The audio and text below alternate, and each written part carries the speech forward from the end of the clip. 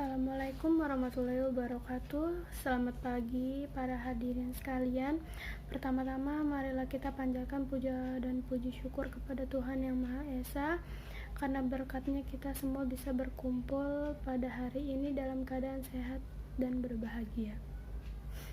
Izinkan saya memperkenalkan diri. Perkenalkan, nama saya Sukasalamat Tirtayasa dari Universitas Islam Syekh Yusuf Tangerang, Prodi Humas, yang saat ini menduduki semester 6.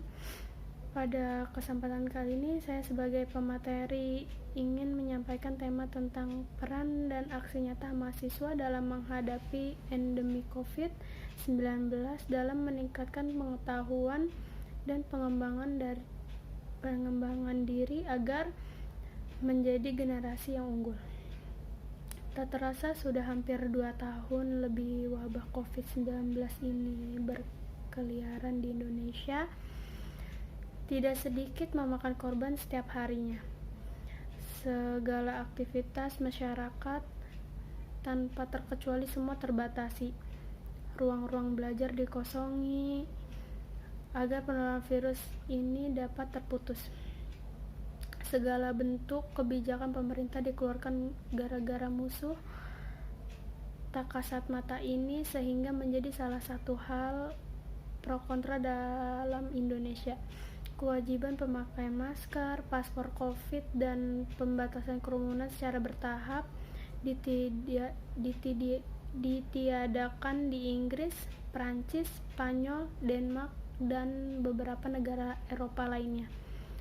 Masa karantina juga dipersingkat di Rusia dan Amerika Serikat. Otoritas kesehatan di berbagai negara itu menilai COVID-19 akhirnya akan menjadi penyakit endemik dan tidak lagi menyebabkan kedaruratan kesehatan. Namun, apakah COVID sudah bisa dianggap sebagai penyakit endemik? Apakah beberapa negara itu bertindak terlalu cepat? Bagaimana kita bisa tahu kondisi yang sebenarnya? Dan jika keputusan ini terbukti benar, apa konsekuensi perubahan status menjadi endemi bagi kebanyakan orang? Inilah argumen utama dalam debat. Pertama, perlu kita klarifikasi bahwa perubahan status menjadi penyakit endemik tidak berarti COVID-19 hilang. Penyakit yang disebabkan virus corona ini mungkin tidak akan pernah hilang. Suatu penyakit dianggap endemik akan pernah hilang. Suatu penyakit endemik ketika lebih mudah diprediksi. Pada saat itu para ahli sudah bisa memperkirakan jumlah kasus positif dan kematian yang muncul, baik dari segi lokasi maupun waktu tertentu. Dalam periode 1 tahun, status endemik tidak berkaitan dengan pertanyaan beratnya penyakit. Tuberkulosis, HIV, dan malaria adalah contoh penyakit endemik. Menurut Organisasi Kesehatan Dunia WHO, setiap tahun terjadi 241 kasus malaria, 627.000 diantaranya berakhir dengan kematian. Yang membedakan suatu penyakit endemik dan pandemik adalah tingkat penyebarannya. Ketika jumlah kasus tidak dapat dikendalikan tapi cakupnya terbatas pada suatu wilayah, itu penyakit tergolong pandemik. Jika penyebar ke beberapa benua, itu yang terjadi dengan COVID-19 pada awal 2020. Merujuk data WHO per 16 Februari sudah terjadi lebih dari 400 juta kasus COVID-19 dan 5,8 juta kematian.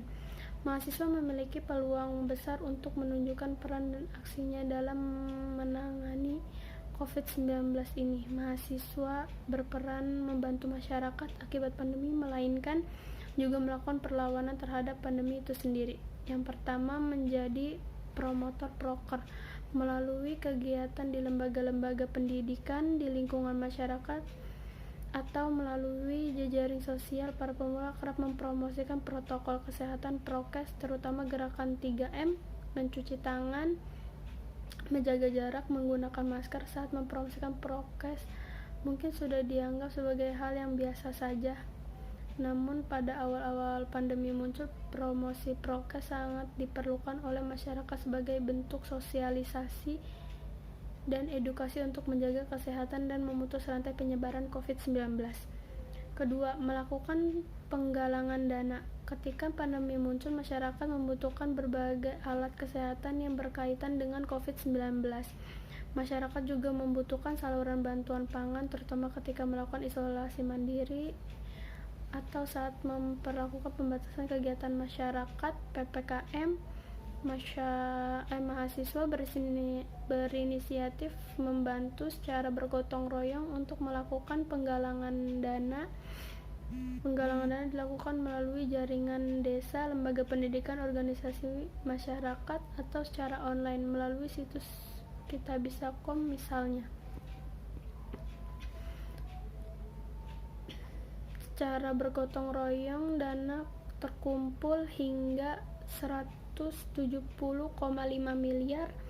Dana tersebut digunakan untuk pembelian alat pelindung diri (APD) untuk tenaga kesehatan, pengadaan fasilitas penunjang rumah sakit, PET-kit, pembantuan pangan, serta safety kit untuk masyarakat yang rentan. Ketiga, menciptakan inovasi teknologi. Sebagai bagian dari bangsa dan kelompok masyarakat yang melek teknologi, pemuda juga ikut turun tangan langsung dalam menciptakan berbagai inovasi teknologi terkait COVID-19 dalam bidang kesehatan. Misalnya, para mahasiswa telah menciptakan face health yang dikembangkan oleh mahasiswa Universitas 11 Maret UNS, hand sanitizer Moringa yang dikembangkan oleh mahasiswa Universitas Tadulako Unpad, robot steril virus COVID-19 yang dikembangkan oleh mahasiswa Universitas Brawijaya, layanan konsultasi psikologi online yang dikembangkan oleh mahasiswa Institut Teknologi 10 November, dan lain-lain. Berbagai inovasi teknologi tersebut saat dibutuhkan oleh masyarakat, baik untuk melakukan deteksi pencegahan sehingga pendamping psikologi. Keempat, merangkul hoaks COVID-19. Merebaknya COVID-19 serta merta membuat media banjir informasi mengenai segala hal yang berkaitan dengan COVID-19.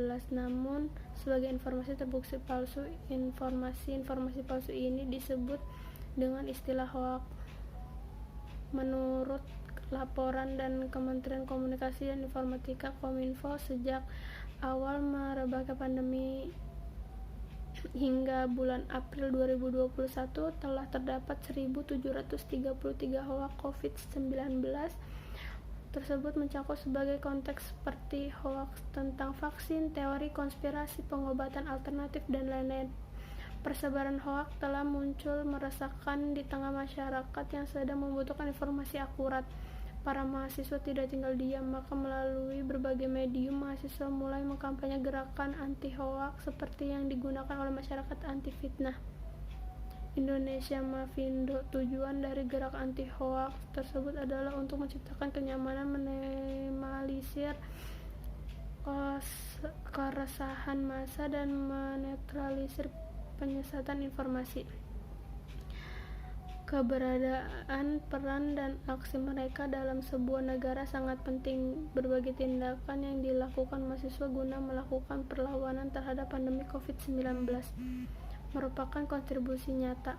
Para mahasiswa termotivasi untuk menjadi bagian dari solusi atas krisis yang sedang terjadi. Motivasi tersebut tidak terbangun secara acak random, melainkan berdiri di atas fondasi integritas, etos kerja, dan gotong royong. Sobat Refman juga dapat turut memberikan kontribusi dalam menangani pandemi. Lakukanlah hal yang paling sederhana seperti menjaga prokes dan tidak menyebarkan berita hoaks terkait COVID-19. Demikian yang dapat saya sampaikan. Bila ada kesalahan dalam pengucapan dan materi mohon dimaafkan. Wabillahi taufik walhidayah. Wassalamualaikum warahmatullahi wabarakatuh.